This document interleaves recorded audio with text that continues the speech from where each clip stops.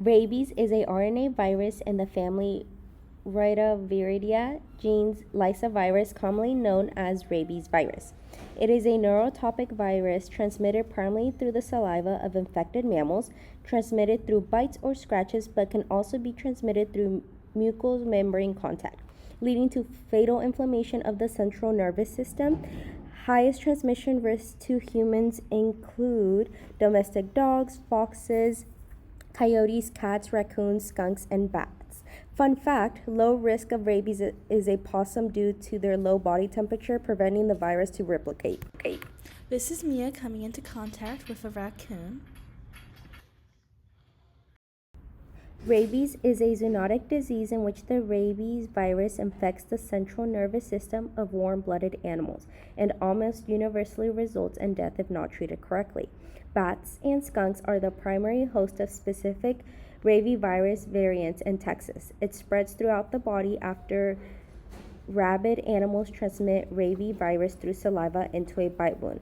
The virus travels up the peripheral motor nerves of the spinal cord, where it is rapidly divided and spread throughout the nervous system, causing encephalitis, severe brain and spinal cord inflammation. After symptoms in humans with rabies, the rabies virus must travel to the brain before it can cause symptoms. This time between exposure and the appearance of symptoms is the incubation period, and it may last for weeks to months. The first symptoms of rabies may be like flu, including weakness or discomfort, fever, or headache. There also may be discomfort and itching sensation at the site of the bite. These symptoms may last for several days. Usually, when the rabies virus causes brain dysfunction, common signs include anxiety, confusion, agitation, and hallucinations. Symptoms in animals: drastic behavior changes, such as aggression, extreme shyness, or loss of fear of humans, unexplained paralysis, disorientation, and excessive drooling. This is Mia after she starts exhibiting signs of rabies. Best and most effective treatment is rabies vaccination for your pet. When exposed, a previous vaccinated dog needs an immediate rabies booster and to be observed, while an unvaccinated dog has no reliable curative treatment beyond long quarantine, and euthanasia is required by law in many places. Without vaccination or further treatment, the only result is death.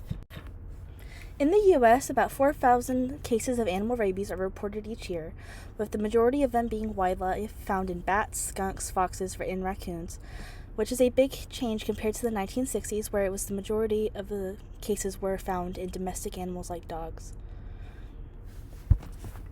This is Oakley, a vaccinated dog that came in contact with an infected raccoon and immediately got his post-exposure vaccine. Oh my god, such a cute raccoon. So cute. Ow! Ow! Oh my gosh, I can't believe that raccoon just bit me. You're not gonna believe what happened. What happened? Girl, I was petting a raccoon and it bit me. Oh. I know, right? Did you go to the doctor No, after I that? think I'm okay, honestly. Are you sure? Yeah, I'm okay. You should really go to the doctor. No, I think I'm vaccinated, so like that should be fine. Yeah. Okay. Go get that water.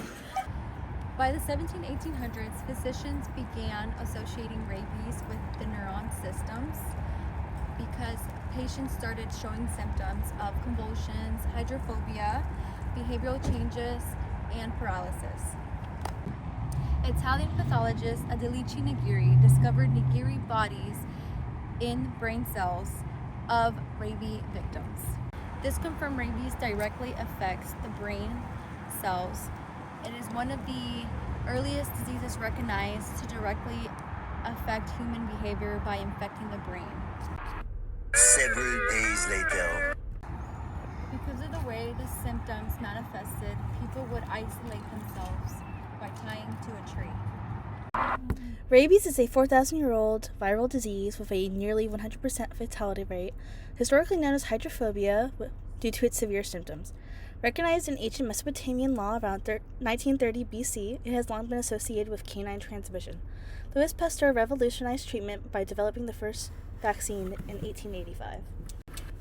In 2021, there was a 7-year-old boy in Medina County, Texas, who was bitten by a bat while playing outside. Even though he told his parents about the bite, there was no visible marks, so he did not receive any treatment. About 2 months later, he developed symptoms and was hospitalized, where he was diagnosed with rabies, and even though experimental treatments were tried, he passed away 22 days after the symptoms began. This case highlights how small or unnoticed exposures can still transmit rabies, and also reinforces why potential exposure should be taken very seriously. That is why best prevention is vaccination. Like this good boy Oakley, getting his rabies vaccination every year. Immediately after exposure to rabies, wash the area for 15 minutes with soap, water, and disinfectant, and immediately go to your primary care physician for post-exposure prophylaxis, also known as PEP, but only works before symptoms starts.